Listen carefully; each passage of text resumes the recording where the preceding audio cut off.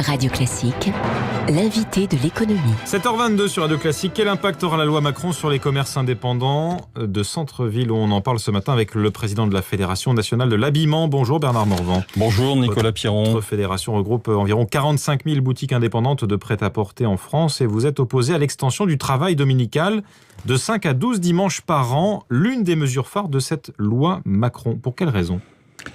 Alors, d'une part, mesure phare, je suis pas sûr que ce soit celle-là. Je pense que la mesure phare, c'est quand même la création des zones touristiques internationales. Et c'était ça l'objectif, en fait, du ministre. C'était de permettre l'ouverture des magasins, grands magasins, tous les dimanches. Car effectivement, il faut bien comprendre qu'il y a d'une part le passage de 5 à 12 pour toutes les zones en France qui ne sont pas couvertes par une dérogation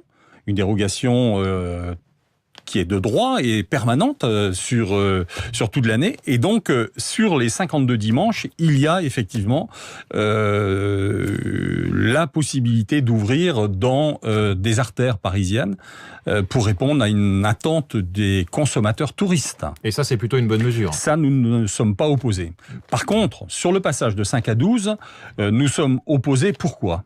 Et la position de la Fédération nationale de l'habillement n'a pas varié depuis la dernière campagne électorale des présidentielles. D'ailleurs, j'avais eu l'occasion d'interpeller le président candidat et le candidat qui est devenu président. Et à tous les deux, j'avais posé la même question sur les ouvertures dominicales. L'un ne m'a jamais répondu, c'est celui qui est aujourd'hui en charge des affaires du pays. Et celui qui était à l'époque le président avait une approche assez pragmatique, mais ne répondait pas précisément. Ce que vous craignez, c'est quoi ? C'est une paupérisation accrue des commerces de centre-ville ? Alors, le passage de 5 à 12, la position de la FNH, c'est de dire 5 dimanches pour tous et rien que 5. Pourquoi ?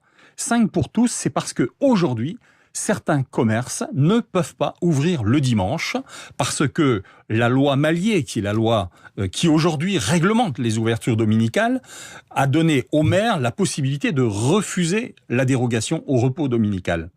En ce sens, d'ailleurs, je tiens à dire que la loi Macron, dans ce qu'on sait aujourd'hui, elle va être votée aujourd'hui au Sénat, n'améliore pas la situation. La loi Macron n'améliore pas la situation des ouvertures dominicales pour ceux des commerces qui ont besoin d'ouvrir. Vous êtes un dimanche 24 décembre à Nantes, il y a encore 3 ans, vous ne pouvez pas ouvrir avec vos salariés.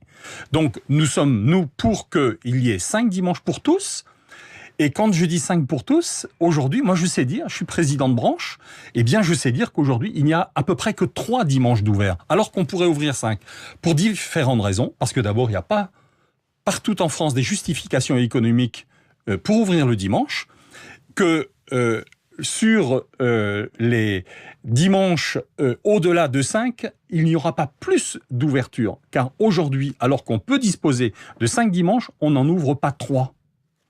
Donc le passage de 5 à 12, pour nous, ne nous semble pas nécessaire. Vous savez, si on avait obtenu que ce soit les commerçants qui décident eux-mêmes de l'ouverture des commerces le dimanche, vous verriez, et ça se produit dans certaines régions d'ailleurs, puisqu'aujourd'hui il y a des accords qui sont pris, Haute-Garonne, la Côte d'Or, Nantes Métropole, qui appauvrissent l'offre de 5 dimanches.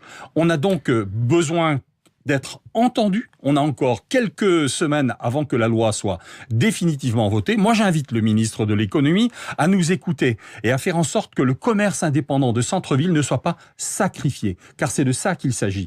On va permettre aux centres commerciaux de périphérie de ville d'ouvrir. Il n'y a aujourd'hui pas d'acteurs dans nos fédérations qui demandent le passage de 5 à 12.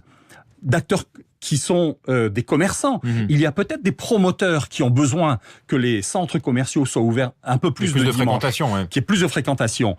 Mais nous avons le sentiment d'être abandonnés avec cette loi. Vous aviez réclamé, lancé l'idée d'un plan Marshall, il y a un peu plus d'1 an, pour le commerce de centre-ville. Justement. Pour quelle raison ? C'est un secteur sinistré aujourd'hui ? Parce que un secteur, je pense que tous ceux qui traversent la France et qui s'arrêtent dans les villes voient cette paupérisation des centres-villes, et j'entends bien... les boutiques fermées ? Oui, bien sûr. C'est un taux de vacances de locaux commerciaux qui ne cesse d'augmenter. C'est un problème français, mais pas seulement. C'est aussi un problème européen.